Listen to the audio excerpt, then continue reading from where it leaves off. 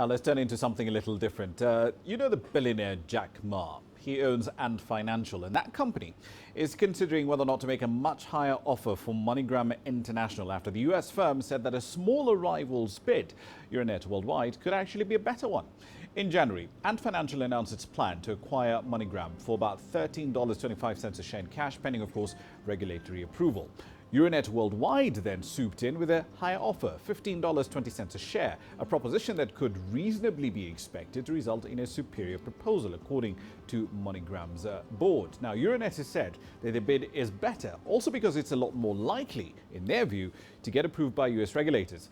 And, however, is equally confident that its bid will go through. Now, if MoneyGram does declare that Euronet's bid is superior, and, however, will have 4 days to respond. Now, of course, given the fact that MoneyGram has a pretty large network in Africa, this deal does matter. Let's get the latest details on it. Daniel Rangers joins us now from Washington, D.C.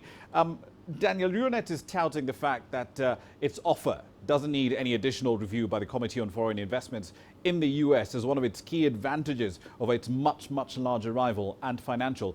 How significant is this, given this America First rhetoric we've been getting from the White House? This is, I think, the first major test of whether the Trump administration is going to use this Committee on Foreign Investment in the United States as a political and trade weapon. One of the major parts of this group, which is a group of different agencies of the US government meeting together, looking at the evidence and deciding whether there are national security implications for any such purchase. Now, on the face of it, this investment doesn't seem to be a direct national security threat, but the transparency of this CFIUS group is non-existent. So they could decide in some way that there is some method in which they've decided that national security trumps the benefits of foreign investment coming into the United States from China in this particular instance.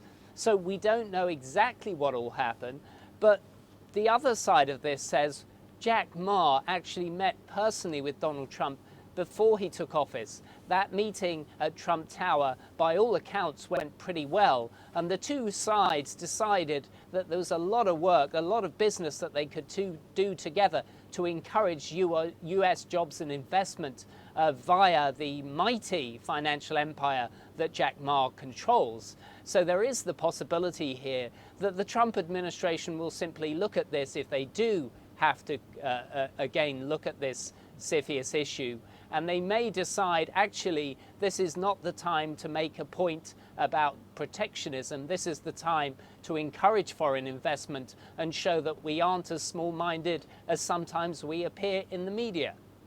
Indeed. One last question for you. Ant Financial. I mean, it's a financial colossus. It's grown very rapidly in its domestic market. It's been in pretty much every sector you can think of. Online payments through Alipay.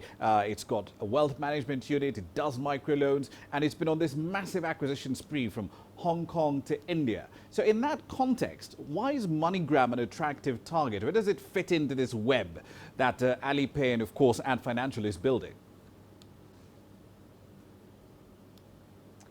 Well, MoneyGram is a little bit of an old-fashioned company when you put it up against something like Alipay, and it's been suffering somewhat because of its lack of technological exposure and the kinds of innovation that Alipay has been up to.